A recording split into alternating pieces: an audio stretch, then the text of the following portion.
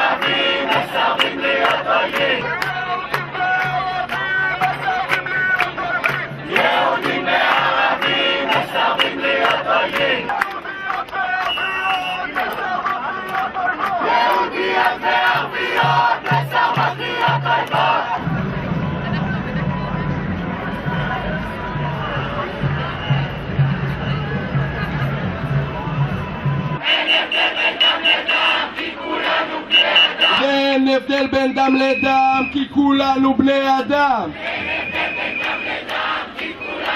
בתנועת לוחמים לשלום מצאנו דרך להצטרף כשותפים למאמץ דו-לאומי להיאבק לשלום ביחד באמצעים לא אלימים.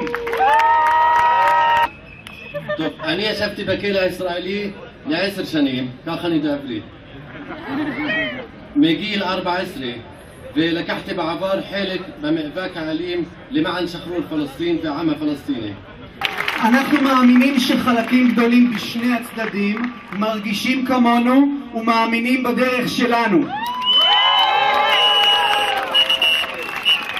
אנחנו ישראלים ופלסטינים קוראים ביחד לשני הצדדים לנהוג באומץ ובחוכמה, לעצור מיד את המלחמה בגזה ולייצר הידברות רצינית באופן מיידי. למקום יותר טוב?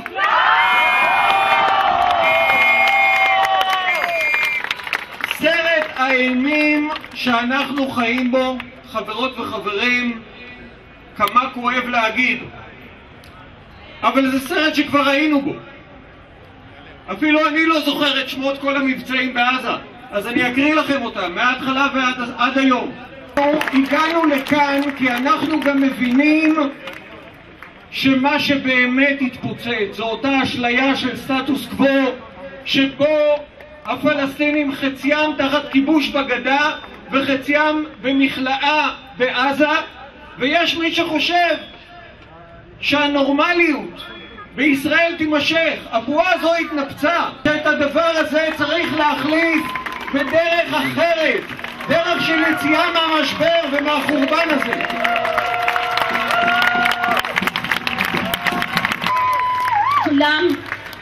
כולם בני אדם בפגיעות של הגוף שלהם.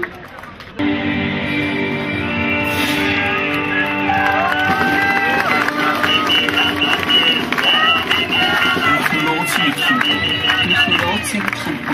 لا نريدكم.